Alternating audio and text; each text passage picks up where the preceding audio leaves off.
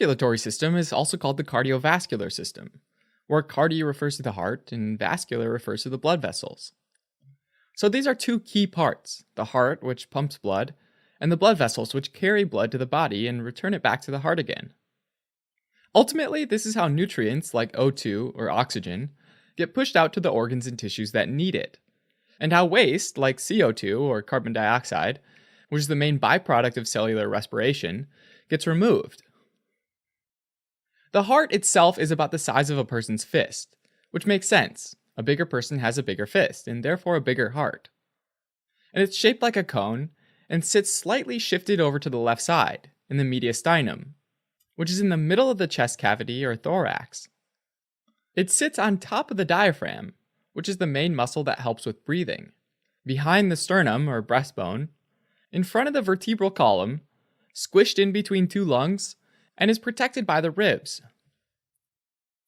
Now, if you look a little more closely, you can see that the heart sits inside a sac of fluid that has two walls, called the serous pericardium. The outer layer is called the parietal layer, and it gets stuck tightly to another layer called the fibrous pericardium, which is made of tough, dense connective tissue, which holds the heart in place and prevents it from overfilling with blood. The inner layer is called the visceral layer, and it gets stuck tightly to the heart itself, forming the epicardium, or the outer layer of the heart. The cells of the serous pericardium, both the parietal and visceral layer, secrete a protein-rich fluid that fills the space between those layers, and serves as a lubricant for the heart, allowing it to move around a bit with each heartbeat, without feeling too much friction. So, moving from the outside of the heart to the inside of the heart, after the epicardium, there's the myocardium, which is the muscular middle layer. This forms the bulk of the heart tissue, because those cardiac muscle cells contract and pump blood. In addition to cardiac muscle cells, there are crisscrossing connective tissue fibers, which are made of collagen that together form the fibrous cardiac skeleton, which helps support the muscle tissue.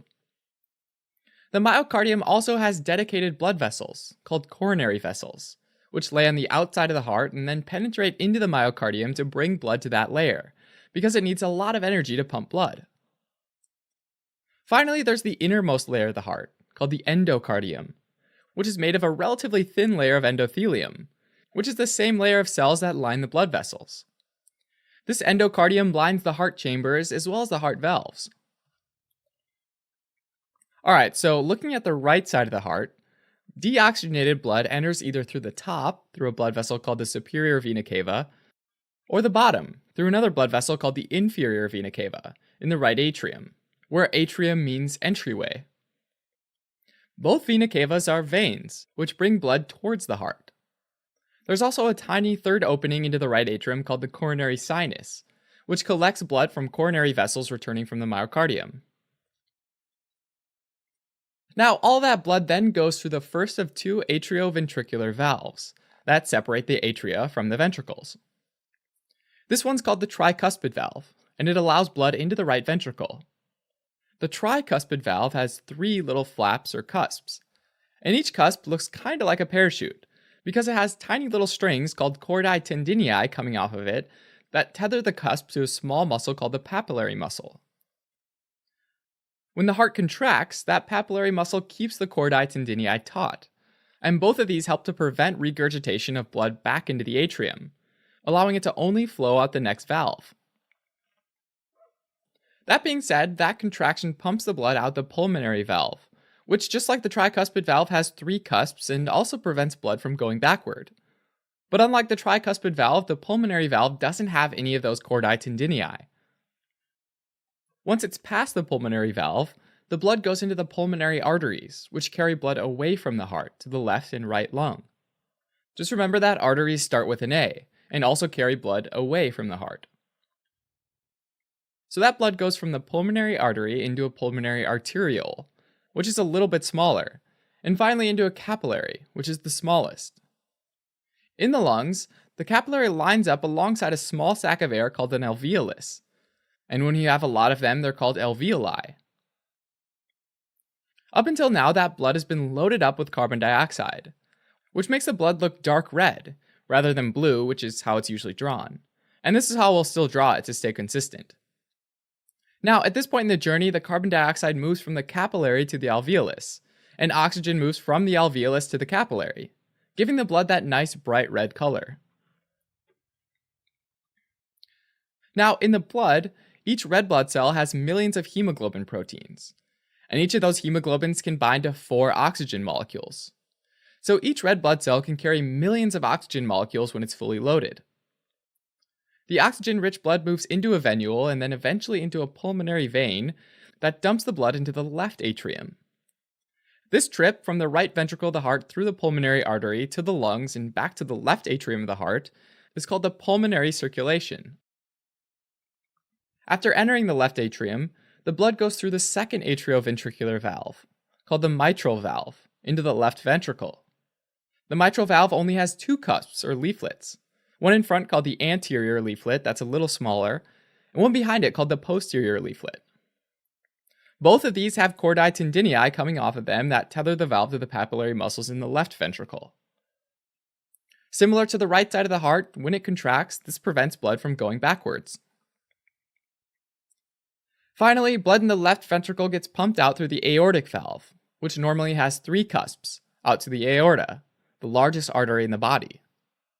Just like in the lungs, the aorta branches into arterioles, which are smaller arteries, and finally into capillaries, which are the smallest, and at that point they're at the organs and tissues. In the organs, the red blood cells line up alongside tissue cells and drop off oxygen, as well as pick up carbon dioxide. Basically the reverse of what happens with the alveolus in the lung. Loaded up with carbon dioxide, the blood turns that dark red color again, shown as blue, and starts the return journey to the heart by going into small venules and then larger veins. Now, the lower half of the body drains into the inferior vena cava, and the upper half drains into the superior vena cava, both of which dump blood back into the right atrium. So this trip from the left ventricle of the heart to the body and back to the right atrium of the heart is called the systemic circulation. Relative to the pulmonary circulation, the systemic circulation has a lot more blood vessels, which means there's about a 5 times greater resistance to blood flow, which essentially means that it's a lot harder to pump blood through, even though it's the same amount of blood being pumped as the pulmonary side. Because of this difference, the left ventricle needs to be stronger, and so the muscular layer of the left ventricular wall, or its myocardium, is 3 times thicker than the right ventricle's myocardium. Okay, so let's talk a little bit about pumping. Each heartbeat sounds something like lub-dub, lub-dub, lub-dub.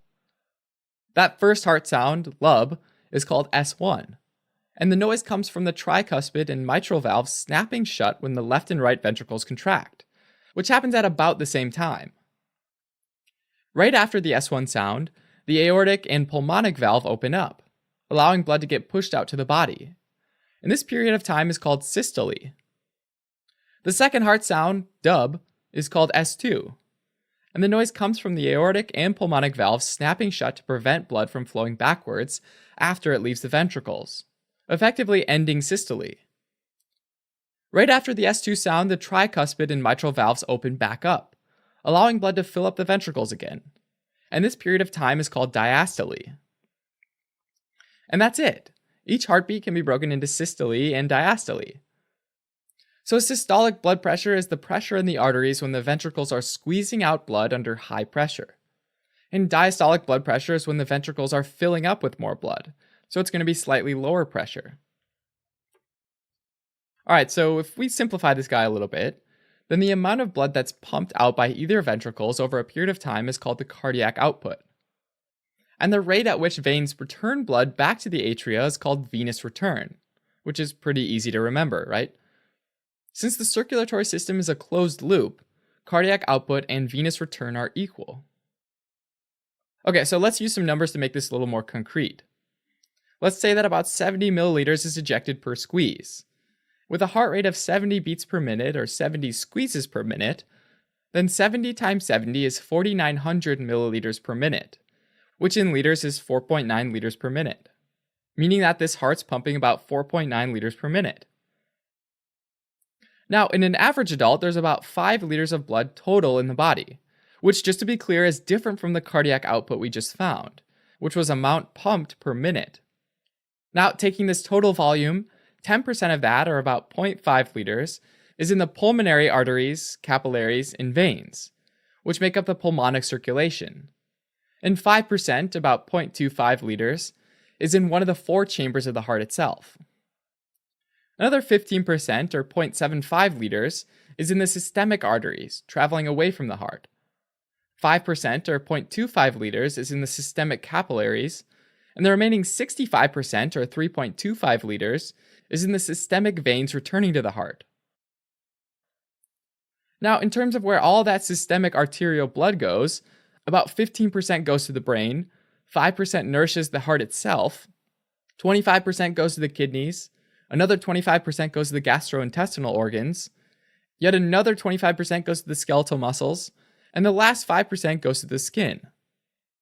These numbers can obviously change, for example during exercise, but this does give you a general sense of things. Alright, so that was the systemic arterial blood, but you'll notice that there's a lot more blood in the systemic veins. With that being said, arteries are generally lower volume while also being under much higher pressure. And in contrast, veins are usually high volume, low pressure vessels. And this explains why arteries and veins have different structures. For example, veins often have valves to help fight gravity and keep blood flowing in one direction back to the heart, whereas arteries don't need these valves because they're under higher pressure. If we take a closer look at blood vessels, they have three layers, also called tunics, or coverings, that surround the vessel lumen, which is the hollow part of the vessel that holds the blood. The innermost tunic is called the tunica intima, which includes the endothelial cells, which creates a slick surface that minimizes friction for blood moving through it. Next, there's the tunica media, or middle tunic, which is mostly made of smooth muscle cells and sheets of elastin protein. Both the cells of the tunica intima and tunica media generally get the nutrients they need from the blood in the lumen.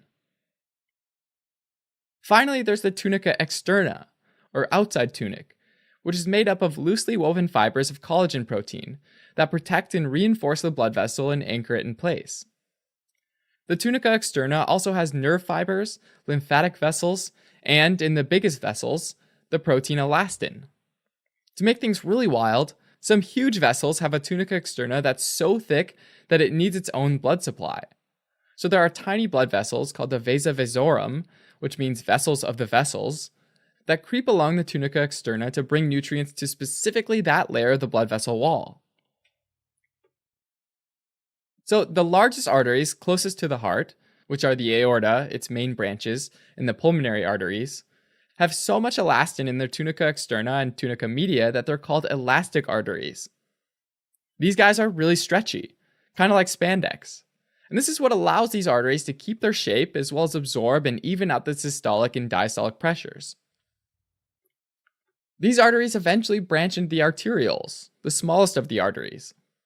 In the arterioles, the tunica media is bulky and can contract in response to hormones in the autonomic nervous system, which is called vasoconstriction, where the lumen gets a lot smaller, which decreases the blood to a capillary bed and ultimately the organ or tissue it supplies. Also, though, these vessels can relax or vasodilate, and the lumen's diameter increases, which allows more blood flow. This process can also help with temperature control or thermoregulation, because blood carries a lot of heat with it, and when it gets close to the surface of the skin, more of that heat gets lost. So with vasodilation of the arterioles, more heat gets lost, which therefore helps to lower body temperature. Likewise, if you wanted to raise body temperature, vasoconstriction reduces blood flow, which means less heat gets lost through the surface of the skin. Finally, the capillary walls are generally only one cell thick, just the tunica intima layer, with some larger vessels that also have a subendothelium basement membrane layer, which is a layer of protein just outside of the endothelial cells that provides extra support. In addition to allowing oxygen and carbon dioxide to flow back and forth, capillaries are also where nutrients like glucose can get delivered, and where fluid can move out of the blood vessel and into the interstitial space, which is the space between the blood vessels and cells. Water-soluble substances, like ions, cross the capillary wall through either water-filled spaces, called clefts, between the endothelial cells, or through large pores in the walls of fenestrated capillaries.